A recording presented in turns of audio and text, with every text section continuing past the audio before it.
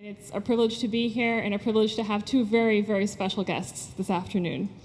My name is Liz Petula, and I live here in Southern Illinois. And when I first heard about hydraulic fracturing, especially in combination with horizontal drilling coming to Southern Illinois, I did research and I got really, really worried. And so I built the website, and I just want to try and help educate people as to what's been happening in other states, because it's really serious. Going to just give a little tiny bit of background. Hydraulic fracturing is the process of injecting water, sand, and chemicals into rock layers to fracture the rock and release natural gas and other hydrocarbons. Its application to horizontal drilling involves drilling down vertically and then out horizontally for various lengths up to a mile. The bottom line is that ordinary people living their lives, minding their own business, are reporting serious contamination incidents of water, but also soil and air. And the government has shifted the burden of proof to the residents, which is a completely unrealistic burden for residents to have to carry. What kinds of chemicals are put in the frac fluids? A very well-respected national organization, the Oil and Gas Accountability Project, has done extensive research and reports that chemicals such as benzene, ethylbenzene, toluene, xylene, naphthalene, methanol, formaldehyde, and others are put in frac fluids. Also, radioactive elements, heavy metals, strong salts, and other hydrocarbons are coming back up from the underground formations.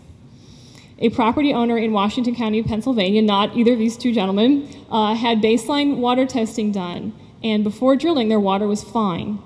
After drilling, their water had arsenic at 2,600 times over acceptable limits and benzene at 44 times over the limit. Who is taking responsibility for this? The 2005 energy bill contains specific language exempting hydraulic fracturing from the laws designed to protect individuals, such as the Safe Drinking Water Act, the Clean Air Act, and others. Air contamination is coming from waste pits, compressor stations, flaring, and other aspects of drilling. Residents in Dish, Texas, commissioned professional air testing and found many carcinogenic chemicals over acceptable limits, and there was no other industry in the area to explain this. Health effects in residents. A woman in Colorado, Chris Mabaldi, passed away in 2010, and her physician is on record as saying, in his opinion, that her symptoms were related to exposure to gas drilling activities. In Texas, Bob and Lisa Parr, living in proximity to drilling rigs, left their home on physician's orders, and their symptoms, such as nosebleeds, breathing difficulties, nausea, all improved. With regard to Illinois, we are concerned with large-scale application of horizontal fracturing to horizontal drilling as a matter of practicality. We do not want to see Illinois residents go through what residents in other states have experienced. Specifically with regard to water contamination, one of our concerns is an Illinois EPA report regarding how drilling fluids injected underground can migrate up abandoned wells and contaminate drinking water. Well casing integrity issues have been noted by government agencies regarding Dimock, Pennsylvania, Pavilion, Wyoming, and other places as well. And finally, there are still questions about natural vertical faults and fractures in the rock. If landowners like Terry and Ron, who we're going to meet in just a minute, as well as residents in counties across western Pennsylvania, in Garfield, Colorado, Garfield County, Colorado, in Pavilion, Wyoming, in Wetzel County, West Virginia, in Texas counties of Denton, Johnson, Edwards, Wise, and others, we're not dealing with well water contamination. I would not be so worried about Illinois residents. Depending on how far this gets developed in Illinois, it is important to understand that residents in states like Pennsylvania, Texas, Colorado, Wyoming have struggled with air contamination from waste pits, compressor stations, processing facilities, and exhibit symptoms like nosebleeds, balance issues, neuropathy, and worse in proximity to these. And also waste pits have been leading to soil and water contamination as well. And I'll let these gentlemen finish all the list of problems that come from this process. At this point, I would like to invite Barb McCassin to come up and talk about water testing. Hi. I am with Shawnee Group Sierra Club, and Sierra Club is really expanding our concern over what is happening with these new processes of drilling for natural gas. And probably our biggest concern right now is water and protecting people's water. And I know that there in this general area of Illinois, many people either have private wells or a lot of communities get their water from wells. And these can be affected from contamination of aquifers. So anyway, one thing we are doing to try to help people is to, pass on information. We are still in this learning process too, but pass on information concerning, protecting your water. It's very important to get a baseline measurement of your water.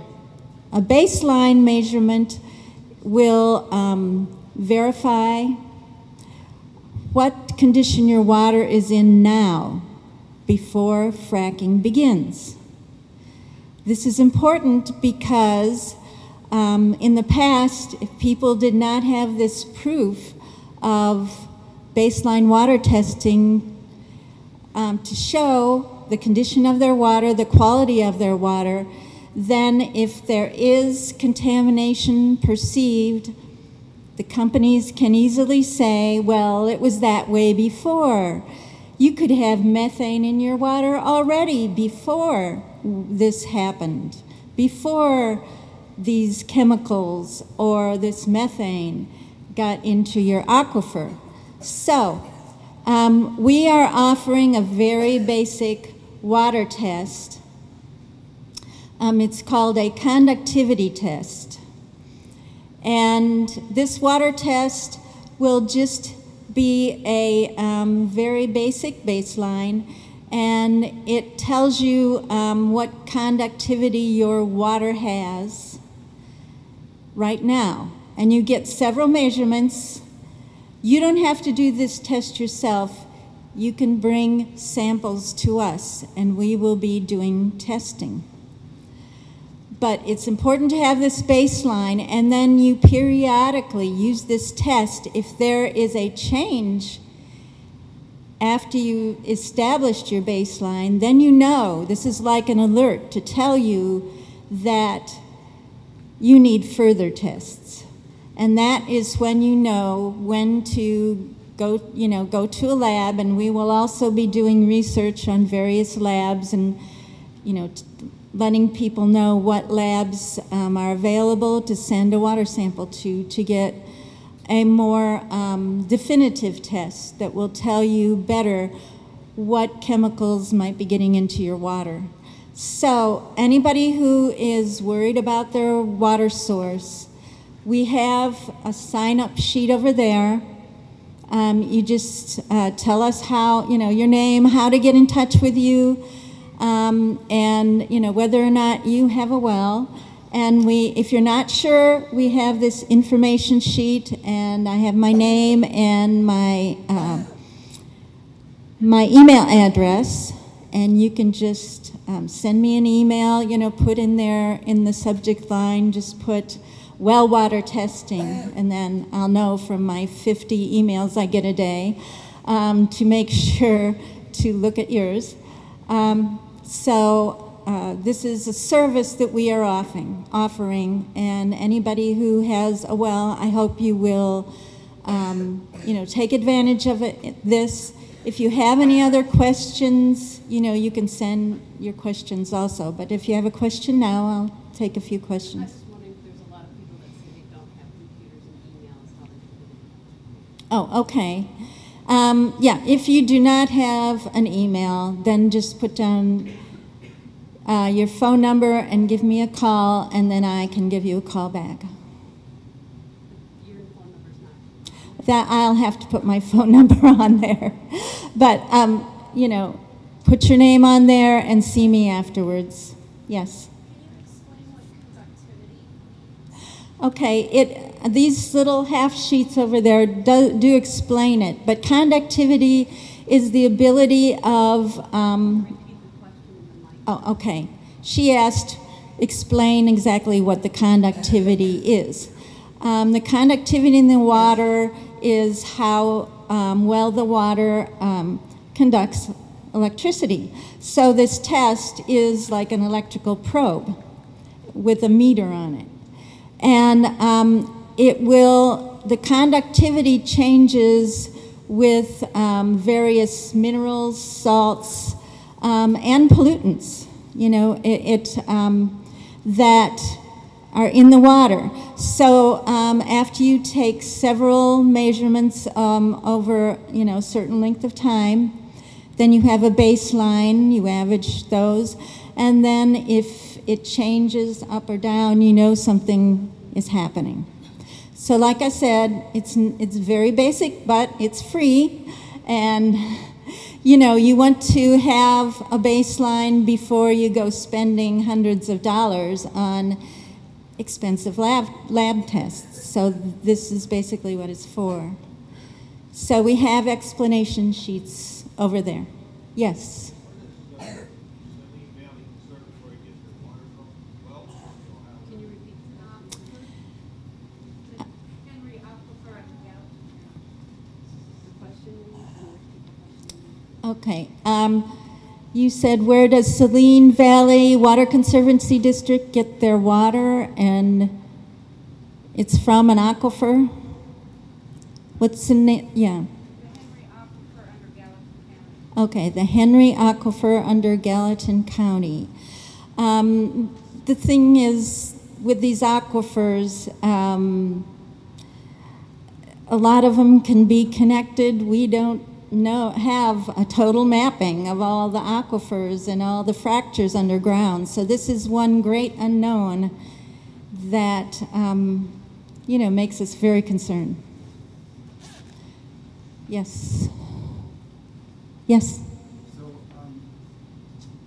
seems like you're suggesting that it would be helpful to anybody that's got a well to get their water tested, whether or not they're in 1 mile radius of a drilling operation or whatever you're saying. So the aquifers. Right. If you are concerned, even if you're not within a mile of a known, current drilling, because there are a lot of old wells. It's hard to even find out where these old wells are. So, there is concern. And I think for well testing right now, I think mainly people have their wells, water source, tested for bacteria, but I don't know how many people have their wells tested for the chemical content. And what we're talking about is chemical contamination. So this is a different perspective, different tests. So I don't want to take up too much time from the farmers that you came to hear. So if you have any further questions, you can talk to me afterwards.